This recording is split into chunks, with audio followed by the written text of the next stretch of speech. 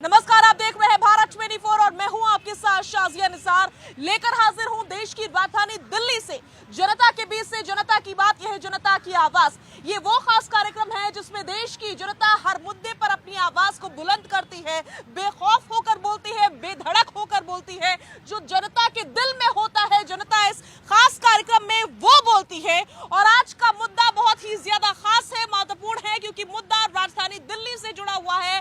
दिल्ली से जुड़ा हुआ इसलिए क्योंकि आम आदमी पार्टी से जुड़े हुए कई लोगों के घरों पर, कई नेताओं के घरों पर, आवास पर छापेमारी चल रही है। और इसको लेकर के आम आदमी पार्टी सीधा सीधा बीजेपी पर गंभीर आरोप लगाती हुई नजर आ रही है कि बीजेपी ये सब कुछ जानबूझकर करवा रही है। इसी मुद्दे पर लेंगे जनता की राय, देश की जनता क्या सोचती है, और साथ ही साथ खास मेहमानों का पैनल भी हमारे साथ मौजूद रहने वाला है। लेकिन सबसे पहले एक रिपोर्ट आपकी टीवी स्क्रीन पर, माजरा क्या है आखिर, समझिए जरा। ये ईडी ने सारी स्टेटमेंट्स में फर्जीवाड़ा किया हुआ है। कि हम गिनते गिनते हैरान हो गए कि डीटीसी घोटाला, जल घोटाला, शराब घोटाला, इतने घोटाला कर दिए इन लोगों ने कि अब घोटाला गिना नहीं जाता।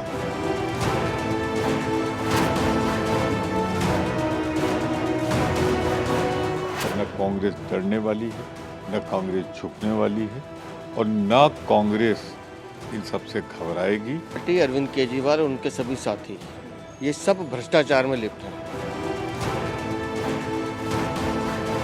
ये भी डेमोक्रेसी का मर्डर ही है। आप अगर हमारे खिलाफ बोलेंगे तो आपके ऊपर ईडी छोड़ देंगे। एजेंसीज का संबंध है। जब कांग्रेस वाले ये बात करते हैं कि किसी सीबीआई या अन्य एजेंसियों का दुरुपयोग किया जाता है, तो वो अपने चश्मे से जो उन्होंने अपने कार्यकाल में किया, उसी मानसिकता से वो इस बात का इजहार कर रहे हैं।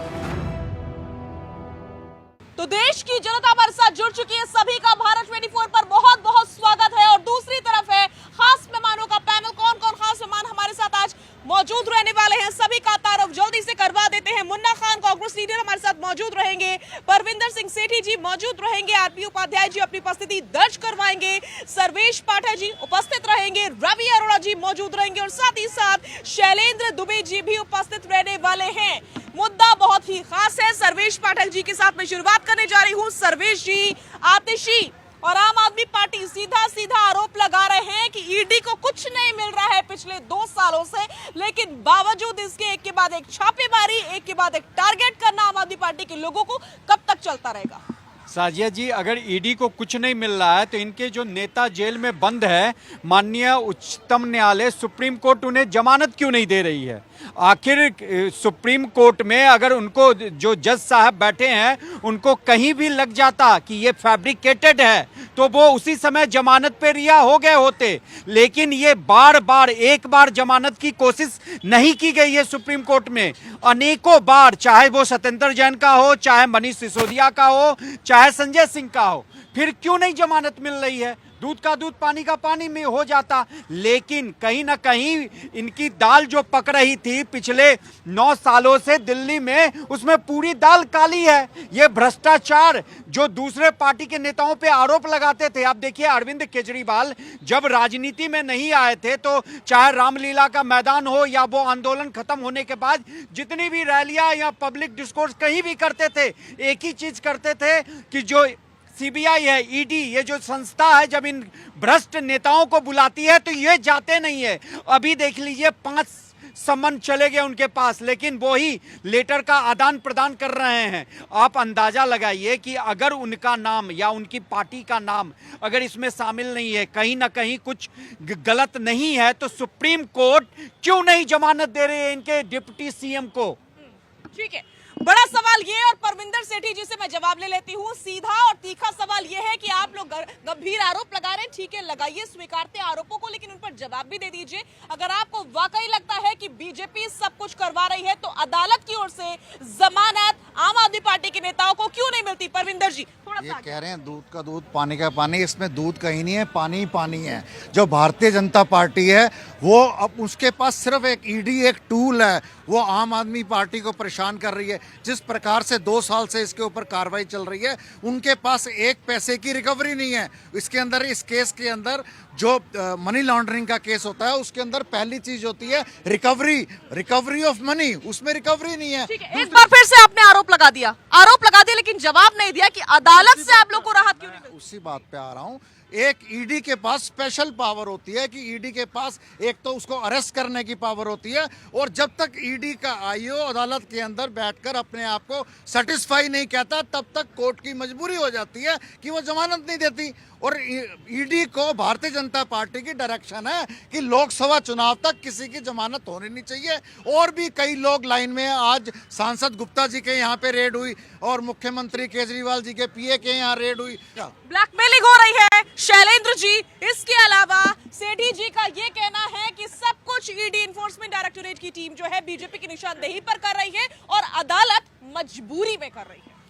ये अपने आप में संजय जी बड़ा ही हास्यास्पद है जो ये कहे कोई भी व्यक्ति कि अदालत जो है देख रही है, मुंह खो के देख रही है। अरे अदालत साक्ष्यों के आधार पर फैसला देती है और कानून की किताब में ये कहीं नहीं लिखा हुआ कि जमानत को जब तक आप आईओ से सेटिस्फाइड नहीं है तब तक आप जमानत नहीं दे सकते। किस तरह का तर्क दिया जा रहा है?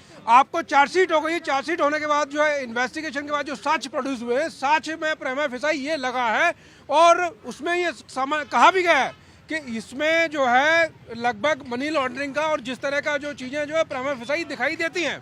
ये कोर्ट का बाकायदा जो वो दिया गया है उसमें ये नैरेटिव है। दूसरा मैं ये कहता हूँ कि चलिए जो हमारे लोकतंत्र की जो व्यवस्था है उसमें 3 अंग हैं जिसमें आपका न्यायपालिका है, कार्यपालिका है, विधायिका है। एक आम नागरिक अगर यहाँ पर मान लीजिए कोई क्राइम हो जाता है और पुलिस इन्वेस्टिगेशन के लिए आती है तो पुलिस इन्वेस्टिगेशन के लिए किसी को अगर पूछेगी तो कोई ये कहेगा कि भैया मेरे से किस हैसियत से पूछ रहे हो? अरे आप आम आदमी पार्टी के मुखिया हो, आप दिल्ली की सरकार के मुखिया हो, सरकार की जमीन के नीचे इस तरह का घोटाला अगर हुआ है तो आपसे पूछताछ क्यों नहीं होनी चाहिए? और आप तो लोकतंत्र की दुहाई देते हैं ना, तो आपको तो पूछताछ में शामिल होना चाहिए। 5 बार आपको सम्मान हो गया है, उसके बाद भी आप उसको ज्वाइन करने के लिए तैयार नहीं है। तो ये सारी चीजें क्या दिखाती हैं? अगर आप क्लेम करते हैं कि हम शुचिता की राजनीति करने वाले हैं, जो परंपरागत राजनीतिक दल हैं उनसे हम अलग बात करने वाले हैं, तो आपको तो इन्वेस्टिगेशन को ज्वाइन करना चाहिए था। जो आप इन्वेस्टिगेशन आपका न ज्वाइन करना कहीं न कहीं इस बात को प्रामाणिकता के रूप में सिद्ध करता है कि कहीं न कहीं आप जो है कानून को मानने की तरफ नहीं बढ़ रहे हैं। ठीक है। खान साहब हमारे साथ जुड़े हुए हैं कांग्रेस पार्टी से। प्लीज थोड़ा सा आगे आइए। मुझे ये समझना है कि एक के बाद एक बैक टू बैक समन भेजे गए हैं पिछले 2 से 3 महीने में अरविंद केजरीवाल को और वो पेश नहीं हुए हैं। इससे क्या मैसेज जाता है बाकी राजनीतिक पार्टियों में? क्योंकि अगर किसी और नेता को भेजा जा रहा होता समन तब तो केजरीवाल जी पीसी करते और सवाल उठाते कि क्यों नहीं जा रहे हो भाई, जो पहले भी करते आए हैं वो। देखिए, पहले बिल्कुल सरल तरीके से समझने की जरूरत है कि 2014 के बाद ईडी के द्वारा जो 5440 केस रजिस्टर्ड हुए उसमें 5 भी भारतीय जनता पार्टी नेताओं के नाम नहीं है। एक बात। दूसरी बात, 5440 केस में आज तक ये प्रमाण ईडी सीबीआई नहीं कर पाई कि वाकई में ये नेता भ्रष्ट है, तो इन्हें प्रमाण करने में दिक्कत क्यों आ रही है?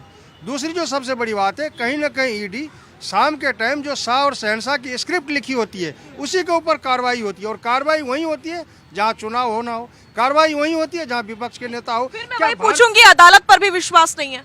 नहीं, सवाल अदालत का नहीं है, सर्वोच्च अदालत का नहीं है, सवाल सरकार से हो रही है। सरकार के सवाल तो सुन ले। ये तर्क है आप लोगों का, लेकिन कोर्ट कुछ नहीं कर रहा है, ये भी तो आप देख रहे हैं। कोर्ट भी तो जमानत नहीं दे रहा है। सवाल है कि ईडी के सरकार जो एक्ट लाई है, जो ईडी जब तक सर्टिफाइड नहीं होगी तो उसके द्वारा गिरफ्तार किए गए नेता को बेल नहीं मिलेगा। ये एक्ट लाया सरकार ने एक्ट लाया है और ये प्रमाणित एक्ट। शैलेंद्र जी गलत तथ्य बता रहे हैं। नहीं, गलत तथ्य नहीं है। शैलेंद्र जी को शायद जानकारी कम है। सरकार के द्वारा एक्ट लाई गई कि जब तक ईडी सर्टिफाइड होकर के अदालत में ये न कह दे कि इसे प्रमाण नहीं मिल रहा तो उसे बेल नहीं मिलेगा। अगर ईडी कह दे बेल मिल जाएगा। अदालत का एक बयान आया था, उनको भी कुछ चीजें संदिग्ध लगी थी, वो बयान आपने सुना होगा। अदालत के तो बहुत बयान आए। सर्वोच्च न्यायालय के 5 जज ने बाहर आके प्रेस कॉन्फ्रेंस किया कि मैं सरकार के दबाव में सही निर्णय नहीं ले पा रहा हूँ। तो उन बयानों का क्या हुआ? क्या सरकार शर्मिंदा? जवाब ले लेते हैं। अरोड़ा जी प्लीज थोड़ा सा आगे आइए, इस पर क्या जवाब है आपका? देखिए, सर्वोच्च न्यायालय में बहुत सारी पार्टियों के नेता इससे पहले गए थे। उन्होंने कहा था कि ईडी जो है हम पे लगातार दबाव बनाती है, गिरफ्तारी का डर लगा रहता है। इस पर उनकी भी यही प्रतिक्रिया थी कि ईडी के पास जो संवैधानिक पावर्स हैं, जो सरकार ने, जो हमारे संविधान ने उनको दे रखा है, उसमें वो दखल नहीं दे सकते। और सबसे बड़ी बात आज आपको मैं बता दूं, ये आम आदमी पार्टी, जो आम आदमी की पार्टी का मतलब ये है जो आम आदमी के द्वारा बनाई गई, और उसका नेता एक ऐसा मैसेज देता है कि वो ईडी, मतलब जिस ईडी के पास आज तक जितने भी राष्ट्रीय पार्टियां हों चाहे रीजनल पार्टियां हों, उनके नेता लगातार जब भी उनका नोटिस पहुंचता था वो पहुंचे हैं। लेकिन पहली बार 2013 के बाद आम आदमी पार्टी पहली ऐसी पार्टी बनकर उभरी है। 5 नोटिस होने के बाद, क्या नवंबर में जब पहला नोटिस आया क्यों नहीं पेश हुए? आप सही है तो जाइए, आप देखिए एक आदमी के घर अगर कोई पुलिस का नोटिस आता है तो वो या एंटीसिपेटरी बेल लगाता है या वो थाने में पेश होता है और अपनी बात रखता है। लेकिन ना तो ये इनको अगर ऐसा लगता है तो जाए सुप्रीम कोर्ट जाए, सुप्रीम कोर्ट कहती है पेश, और कोई भी कोर्ट ये नहीं कहेगी कि आप जांच का हिस्सा मत बनिए। आप हमारे पास ही एंटीसिपेटरी बेल देने के बावजूद भी कहेगी कि जांच का हिस्सा बनिए, उन्हें बताइए। और ये पब्लिक के बीच में पीसी करते हैं, आए दिन पीसी करते हैं, कभी क्या बयान देते हैं, कभी क्या बयान देते हैं, कभी कहते हैं इनके विधायकों को खरीदा जा रहा है। अब बताइए मुझे, अगर ऐसा है इनके पास सीडी है तो क्यों नहीं crime branch allegation crime branch पर लगा रहे हैं कि वो बीजेपी के दबाव में काम करें? जो आप बयान दे रहे हैं कि हमारे पास सीडी है, क्यों नहीं पेश करते? नितिन गडकरी पर आपको याद होगा इन्होंने इल्ज़ाम लगाया था, उसके बाद कोर्ट के अंदर लिखित हल्फनामा दिया था कि नहीं गलती हुई। बहुत बार ऐसा हुआ है, अरुण जेटली जी पर भी हुआ था एक बार। तो ये लगातार बयान दे देते हैं लेकिन इनके पास कोई तथ्य कोई सबूत नहीं होता। वहीं अगर सुप्रीम कोर्ट आपके विधायक सांसदों को या आपके विधायकों को जो अंदर मंत्री हैं आपके बंद हैं उनको अगर जमानत नहीं दे रही तो क्यों नहीं दे रही? क्या आप सर्वोच्च न्यायालय पे भरोसा नहीं करेंगे? ठीक है रवि जी, संस्था पर आप भरोसा नहीं कर सकते तो ठीक है, लेकिन सर्वोच्च न्यायालय पे आपको भरोसा करना चाहिए। ठीक है, आरबी उपाध्याय जी, बार बार विपक्ष एक सवाल पूछता है कि बीजेपी से जुड़े हुए या फिर एनडीए से जुड़े हुए लोगों के ऊपर किसी प्रकार की कोई कार्रवाई क्यों नहीं होती है। इस बात में कहीं ना कहीं तो वजन नजर आता है क्योंकि वाकई वो तस्वीर पेश नहीं हो रही है। सिर्फ सवाल ही उठाता रह जाता है विपक्ष और उन्हीं के लोगों पर या उनसे जुड़े हुए लोगों पर कार्रवाई होती है। देखिए, ये ऐसे ही नहीं है। माननीय प्रधानमंत्री सार्वजनिक सभा में कहते हैं कि जेल जाएंगे, चक्की पिसेंगे, और उसके बाद क्या होता है महाराष्ट्र में? वही व्यक्ति जब बीजेपी ज्वाइन करके सत्ता में शामिल हो जाता है तो न जेल जाएंगे न चक्की पिसेंगे और वो ईमानदार हो जाता है और खजाने की चाबी उसको दे दी जाती है। अब वो उप मुख्यमंत्री है तो एक संवैधानिक संस्थाओं का दायित्व होता है कि देखिए संवैधानिक संस्थाएं किसी संविधान के प्रति उत्तरदायी हों, न कि सरकार के प्रति। लेकिन यहाँ देखा जा रहा है कि संवैधानिक संस्थाएं सरकार के प्रति उत्तरदायी होती चली जा रही हैं, संविधान के प्रति नहीं। और तभी कोर्ट को भी टिप्पणी करनी पड़ती है। टिप्पणी ईडी के ऊपर उन्होंने कहा है कि भी गिरफ्तारी से बाद में उन्हें लिखित में ये जवाब देना होगा, रिटर्न में देना होगा कि भाई क्यों गिरफ्तार किया गया। तो कुछ न कुछ तो है। अगर विपक्ष आरोप लगा रहा है तो वो सारे आरोप निराधार नहीं है। जैसे कि अभी शुभेंदु अधिकारी और बहुत सारे नेताओं के नाम हैं जिनके ऊपर सीबीआई इंक्वायरी और ईडी की कार्रवाई हो रही थी। रहा जमानत की बात कर रहे थे, देखिए जमानत बहुत सारे टेक्निकल पॉइंट होते हैं और कोर्ट उन टेक्निकल पॉइंट्स को देखता है। ये कह देने से नहीं होता कि भाई वो भ्रष्टाचारी है। देखिए, भ्रष्टाचार एक जनरली आपके कह देने से नहीं, जब तक कोर्ट किसी व्यक्ति को अपराधी सिद्ध न कर दे तब तक हम उसे भ्रष्टाचारी, अत्याचारी कुछ नहीं कह सकते। और अभी एक भी केस में कन्विक्शन नहीं हुआ, कोर्ट ने प्रूव नहीं किया है कि हाँ भाई इसको सजा मिली हो। उपाध्याय जी ने अभी बोला कि जब तक कोर्ट प्रूव ना कर दे आप भ्रष्टाचारी नहीं कह सकते। दिल्ली की सारी जनता यहाँ पे खड़ी है, इनसे याद पूछिए कि अरविंद केजरीवाल इतनी मोटी मोटी फाइलें लेके आते थे और उन सारे नेताओं पे आरोप प्रत्यारोप लगाते थे जिनके साथ आज दोनों हाथ खड़े होके गठबंधन कर रहे हैं। उनसे पूछे क्यों लगाते थे। दूसरी बात, कांग्रेस के प्रवक्ता महोदय से पूछना है, हिमाचल में इन्होंने कहा बीजेपी घोटाले कर रही है, हिमाचल में साल भर से ऊपर इनका सरकार हो गया, क्यों नहीं एक भी बीजेपी का नेता जेल के अंदर है। कर्नाटक में इन्होंने बीजेपी के नेताओं पे 40% कमीशन का आरोप लगाया। आज सरकार बने इतने दिन हो गए, क्यों नहीं एक भी बीजेपी का एमएलए, पार्षद या काउंसलर कोई भी जेल में क्यों नहीं है। दूसरी बात, यही अरविंद केजरीवाल बीजेपी पे आरोप लगाई दिल्ली में कि म्युनिसिपल कॉर्पोरेशन में पैसे लेते हैं, क्यों नहीं अभी तक एक के भी कार्रवाई करवाया या सबूत पेश किया न्यायालय में जाके। ये देखिए, ये आरोप बरगला रहे हैं केजरीवाल और जो जितने भी उनके समर्थक हैं। अगर आपके पास सच्चाई है तो आप लेके आइए ना। अगर पुलिस आपके पास दिल्ली में नहीं है, आपको याद होगा पंजाब में जो वहां मान सरकार है उन्होंने कांग्रेस के 2 विधायकों को गिरफ्तारी की थी, याद है कि नहीं। आखिर उनकी गिरफ्तारी क्या पॉलिटिकल वो वेंडेटा के कारण हुई थी या सचमुच उनपे एनडीपीएस एक्ट के तहत उनको गिरफ्तार किया गया? ठीक है, अब जनता से बात सुन लेते हैं। जनता क्या कहना चाह रही है, जनता क्या सोचती है। कहाँ से आया?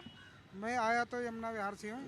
दिल्ली से ही हैं। दिल्ली से ही हूँ, पर मेन बात यह है, देखो हेरेडिटी और एटमॉस्फेयर का सबसे ज़्यादा इफेक्ट पड़ता है व्यक्ति के व्यक्तित्व पर। जब कांग्रेस शुरू से ही भ्रष्ट है तो उसका प्रभाव भ्रष्टाचार पड़ेगा ही पड़ेगा। जैसे हमारे भाई साहब ये कह रहे थे, जो उनके खून में ही भ्रष्टाचार है कांग्रेस और उनको सपोर्ट करने वालों के, तो वो तो भ्रष्टाचार करेंगे ही करेंगे। अब एनसीपी की ये बात कर रहे हैं, तो बीजेपी में वो नहीं है पार्टी, जो गलत काम करेगा तो उसे तुरंत ही या तो पार्टी से निकाल दिया जाएगा, भगा दिया जाएगा।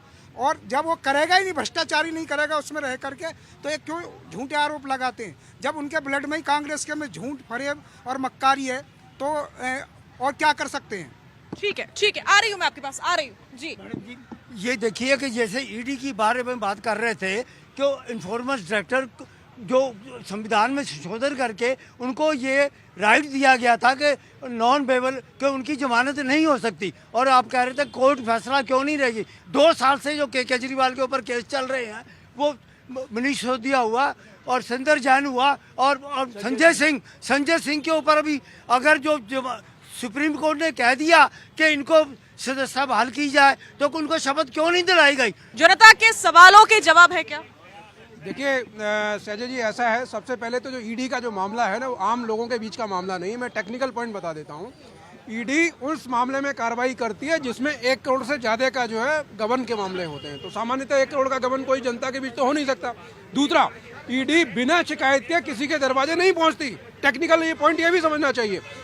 भारतवर्ष के अंदर आज 30 मुख्यमंत्री हैं, उसमें से आधी से ज्यादा सरकारें जो है विपक्ष के पास हैं, और स्टेट में एक एसीबी होती है, एंटी करप्शन ब्रांच होती है। अगर इनके पास साक्ष्य हैं, वेस्ट बंगाल में आप शुभेंदु अधिकारी के खिलाफ करिए ना, एफआईआर करिए, सिर्फ जनता के बीच की नहीं, वॉशिंग मशीन। अरे तथ्य है तो आप कार्रवाई करिए ना। पंजाब में आम आदमी पार्टी की सरकार है, तथ्य है तो भाजपा के नेताओं पर कार्रवाई करिए। कारण ये है इनके पास कोई एविडेंसेस नहीं है, इसी वजह से ये कार्रवाई नहीं कर पा रहे। नहीं तो ये लोग जो है क्या, मतलब आपको लगता है ये भाई किए बिना अभी तक इंतजार करते नहीं करते, चूंकि इनके पास कोई कॉग्निजेबल एविडेंसेस नहीं है, इसीलिए उसको ये प्रोड्यूस नहीं कर रहे हैं। और जैसा मैंने कहा कि अगर मान लीजिए आप जो है कोर्ट ऑफ लॉ को मानते हैं, और जहां तक बेल की बात है, सुप्रीम कोर्ट से बड़ा तो कोई वो नहीं है ना, अपेक्स कोर्ट हमारे देश के अंदर। तो कोर्ट जो है किसी भी केस में इतने लंबे समय के लिए कभी भी जो है जमानत के लिए होल्ड पर नहीं रख सकता। ये बहुत गलत तथ्य दिया जा रहा है कि नहीं जो है कोर्ट जब तक वो संतुष्ट नहीं होगा।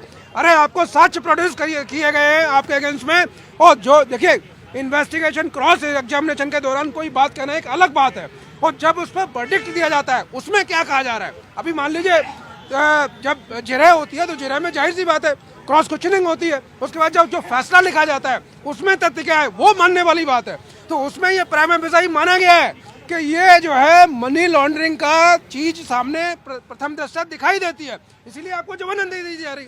अगर ऐसा नहीं होता, और दूसरा सबूत की बात बता देता हूँ, अरे भाई हमारे देश के अंदर अगर मर्डर हो जाता है तो क्या आपको 15 दिन में फांसी होती है? क्या नहीं होती है, सालों लग जाते हैं। तो ये तो भ्रष्टाचार के मामले। ठीक है सेठी जी।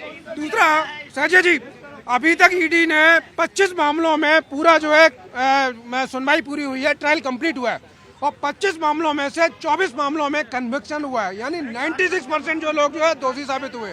तो ऐसी एजेंसी जो कि 96% जिसकी इफिकेसी है, आप उसके ऊपर भरोसा नहीं करेंगे। और उसमें भी अभी तक 5906 से ज्यादा केसेस जो दायर किए हैं। राजनीतिक लोगों पे तो 175 केस ही हैं, बाकी तो सारे जो है व्यापारियों पे हैं, ब्यूरोक्रेट्स पे हैं। तो भैया राजनेताओं को इतना पेट में दर्द क्यों है? 200 से कम लोग हैं। ठीक है सेठी जी, कभी दवा घोटाला, कभी शराब घोटाला, कभी मोहल्ला क्लिनिक घोटाला, सबसे ज्यादा जो अपने आप को ईमानदार पार्टी बताती थी, सबसे ज्यादा भ्रष्टाचार के आरोप उनके ऊपर लग रहे हैं। वो अलग बात है कि अलग अलग जगहों पर पार्टी जीत रही है, लेकिन अगर ईडी की छापेमारी होती है या सीबीआई की छापेमारी होती है, आप सच्चे हैं, साफ है, तो दिक्कत किस बात की? देखो, लड़ाई हमारी इसी बात की है, जो भारतीय जनता पार्टी संवैधानिक संस्थाओं का मिसयूज कर रही है। वो पॉलिटिकल वेंडेटा के हिसाब से उनको टारगेट कर रही है। जिन लोगों से उनको खतरा है, आम आदमी पार्टी से उनको इतना खतरा है कि उन्होंने एक एक करके उनको अंदर अरेस्ट कर दिया, ताकि जो बाहर के स्टेट चुनावों में वो पूरी तरह भाग ना ले सके और लोकसभा चुनाव के अंदर वो कुछ कर ना पाए। ये अभी एविडेंस की बात कर रहे थे। अरे एविडेंस संवैधानिक संस्थाएं लेके आएंगी, आम आदमी थोड़ी लेके आएगा। आप अपने समय में बोलेगा, आप अपने आम आदमी पार्टी के अस्तित्व में आने के बाद लोकसभा चुनाव में कितने एमपी उनके जीत के गए? जो ये डर लग रहा है कि बीजेपी अरविंद केजरीवाल को रोक के वो एमपी की सीट नहीं जीतने देगी, जरा ये बता दिए दिल्ली में, जहां दिल्ली में हो गया ना, हो गया आपका, हो गया आपका, हो गया। नहीं जीता है। अरे भाई साहब एक बात बताइए, सत्ता का इतना घमंड नहीं होना चाहिए। कभी आपके भी 2 सांसद थे। ये यंगेस्ट पार्टी है और धीरे धीरे धीरे धीरे बढ़ रही है और आप उसको संवैधानिक संस्थाओं का मिसयूज करके उसके ऊपर रोक लगा रहे हैं। अरे आप डर क्यों रहे हैं, घबरा क्यों रहे हो? कोर्ट ने बार बार कहा सबूत लाइए, सबूत कहाँ पे है? आप इस बात को सोचिए ना। कोर्ट आपको बार बार, कोर्ट का एक प्रोसीडिंग है, उस प्रोसीजर को चल रहा है, उसका चलता रहेगा, लेकिन एक ना एक दिन न्याय होगा। कोर्ट बताएगी कि कौन सही है कौन गलत है। ठीक है रवि जी। देखिए, मैं एक बात जानता हूँ कि अब बार बार एक आवाज़ उठती है कि आम आदमी पार्टी कहती है रिकवरी नहीं हुई। बहुत बड़ी बात है, रिकवरी नहीं हुई। आप बताइए, एक छोटी सी पार्टी जो 2013 में बनती है, दिल्ली के में शासन करती है, उसके बाद वो पंजाब के अंदर सत्ता हासिल कर चुकी है, गुजरात में लड़ रही है, गोवा में लड़ रही है, देश के कई हिस्सों में तैयारी कर रही है लोकसभा चुनाव लड़ने की। क्या बिना पैसे के चल रहा है सब कुछ? और ये जो पैसा होता है, करप्शन का जो पैसा होता है, ये पब्लिक के सामने नहीं आता। और अगर ईडी रिकवरी नहीं कर पा रही है, उनके पास पैसा कहां से आ रहा है? बिल्कुल बीजेपी के पास पैसा बीजेपी कहां से आ नेशनल रहा है? पार्टी है, बीजेपी नेशनल पार्टी है, आजादी से, आजादी के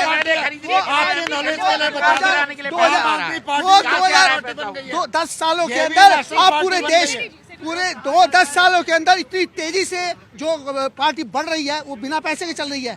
उसको फंडिंग हो रही है, फंडिंग किस प्रकार से हो रही है, बात ये देखने वाली है। और सबसे बड़ी बात, बिना तथ्यों के, अगर जो ईडी ने तथ्य, रवि जी फिर पीछे से सवाल ये भी उठ रहे हैं और जनता के बीच से भी सवाल उठ रहे हैं, फिर बीजेपी को फंडिंग कहां से होती है?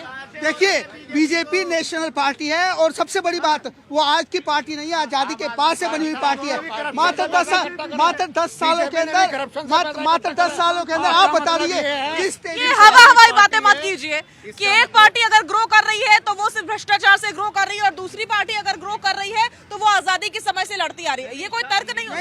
नहीं, देखिए ग्रास रूट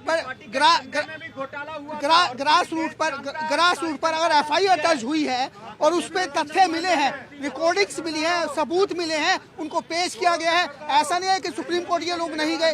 अगर सुप्रीम कोर्ट जमानत नहीं दे रही है, तथ्य पेश किए गए हैं, वो तथ्य आपको तो दिखा नहीं सकते, वो तो सुप्रीम कोर्ट में पड़े हैं। और ईडी का वो काम है, ईडी का दिखाना। ईडी अपनी, देखिए जांच एजेंसी है, वो अपना जांच कर रही है, उसे अगर लगेगा गिरफ्तार भी करेगी, लेकिन उसके काम में अगर आप कहते हैं कि ईडी गलत कर रही है तो आप बताइए क्यों गलत कर रही है? आप सबूत आप दीजिए। ठीक है खान साहब, मैं स्पष्ट करना चाहता हूँ कि ईडी के पास ये संवैधानिक पावर है कि वो आपको नहीं बताएगी कि आप, वो अगर वो कहती कि आप गलत है, वो साबित आपको करना होगा कि आप सही हैं। ये सुप्रीम कोर्ट ने कहा है। क्या ये मैसेज, मैंने पहले भी आपसे ये सवाल पूछा था कि गलत नहीं है कि एक मुख्यमंत्री को बैक टू बैक 5 समन भेज दिए जाते हैं और उसके बाद भी वो पेश नहीं होते हैं, वो सिर्फ पीसी करते रहते हैं, वो जनता से सिंपैथी बटोरते हैं लेकिन ईडी के सामने पेश नहीं होते हैं। ये अपमान नहीं है जांच एजेंसियों का?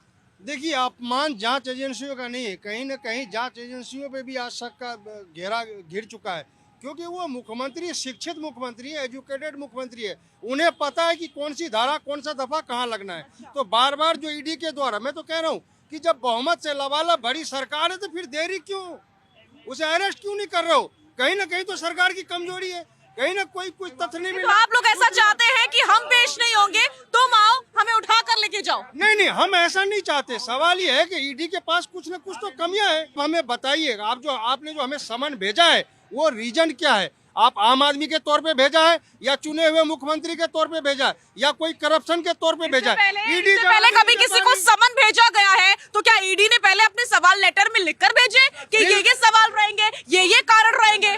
बिल्कुल साजिया, रीजन उसमें लिखा जाता है। क्या आपको नहीं? आप सुनिए, रीजन लिखा जाता है। एक बात, बगैर तो साफ है ना, पूछताछ करनी है, सवाल पूछे जाए। यही तो पूछ रहा कि पूछताछ किस सिलसिले में करनी है, ये पूछ रहा वो। आप बताइए ना कि शराब घोटाले में करनी है, स्कूल घोटाले में करनी है या कोई और भ्रष्टाचार है, कुछ तो रीजन लिखिए। आप रीजन क्यों नहीं लिख रहे? इसका मतलब आप पारदर्शिता नहीं है। दूसरी बात, ये चोर की बात कर रहे थे, क्या ये भ्रष्टाचार की बात करेंगे? भ्रष्टाचार कांग्रेस पार्टी ने किया। सुनिए, भ्रष्टाचार की बात कांग्रेस पार्टी के समय में अगर किसी पे आरोप लगा मंत्री पे, उन्होंने इमीडिएटली उसे इस्तीफा लिया, चाहे कलमारी हो, चाहे ए राजा हो या कोई कनीमोजी हो। आप इनसे पूछिए कि यही केजरीवाल शीला दीक्षित जी के लिए जो कॉमनवेल्थ गेम्स हुआ था उसके घोटालों की इतनी मोटी फाइल लेके चलता था, लेकिन जैसे ही पहली बार कांग्रेस के सहयोग से सरकार बनी दिल्ली में, वो फाइल ही गायब हो गई। तब क्यों नहीं पूछा? दूसरी बात, सुखपाल सिंह खेरा है कोई, आम आदमी पार्टी ने पंजाब में उसको गिरफ्तार किया एनडीपीएस एक्ट के तहत। आप बताइए क्या वो सही गिरफ्तारी है? आपके नेता ड्रग्स के मामले में लिप्त है क्या? बताइए आप पंजाब में। दूसरी बात, अगर इनकी गिरफ्तारी हो रही है, दूसरी बात, इनके सोनिया गांधी जी, राहुल गांधी जी खुद ही बेल पे हैं। आपको याद है ना डेक्कन हेराल्ड केस, जिस पेपर को देश के स्वतंत्रता सेनानियों ने शुरू किया, वो बाद में कन्वर्ट हो गया गांधी फैमिली का प्रॉपर्टी। आखिर ये 5,000 करोड़ की संपत्ति कैसे इकट्ठा हो गई, पता है कि नहीं? राहुल गांधी जी और सोनिया जी बेल पे हैं। वो सब ठीक है, आरोप प्रत्यारोप की राजनीति चलती रहेगी आरपी उपाध्याय जी, लेकिन केजरीवाल जी तो 2 कदम आगे निकलते हुए नजर आ रहे हैं। ये सब तो तब होगा जब जांच होगी, नतीजा आएगा, वो तो पेश ही नहीं होते। देखिए, कोई ना कोई तो टेक्निकल रीजन है।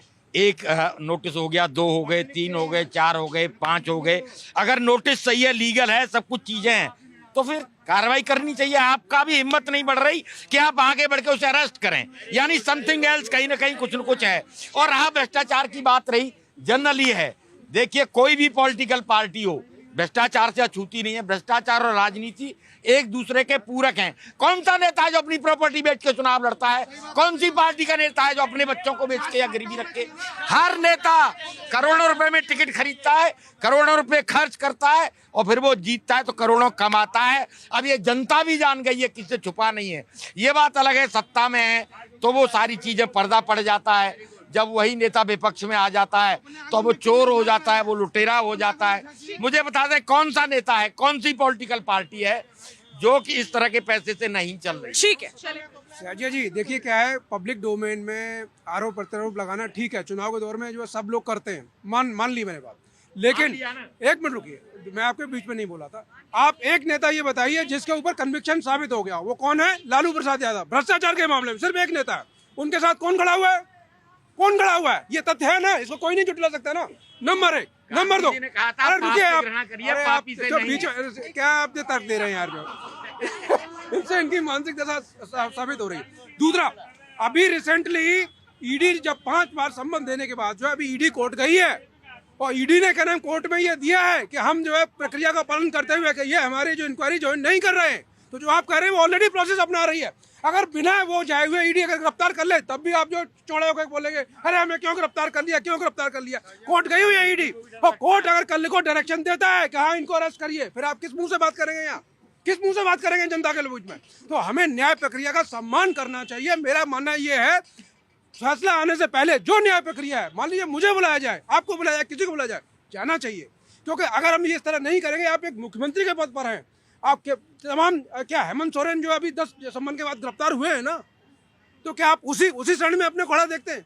आप उसी श्रेणी में करते हैं? आप तो कह रहे थे नहीं हम तो सबसे अलग हैं, हम भ्रष्टाचार से अलग हैं, हम जो है अपराध से अलग हैं, हम चरित्रवान हैं। जब आप उन्हीं के साथ खड़े हुए हैं तो आप लोग में ये बताइए कि आपको लोगों ने क्यों चुना? फिर तो कांग्रेस को चुन लेंगे। ठीक है शैलेंद्र जी, लौट रही हूँ मैं आपके पास। जनता की बात सुन लेते हैं, जनता बहुत देर से यहाँ पर इंतजार कर रही है। साजिया जी, मैं कह रहा हूँ, मेरे भाई कांग्रेस के प्रवक्ता बोल रहे हैं कि उनको कौन सा नोटिस दिया गया है।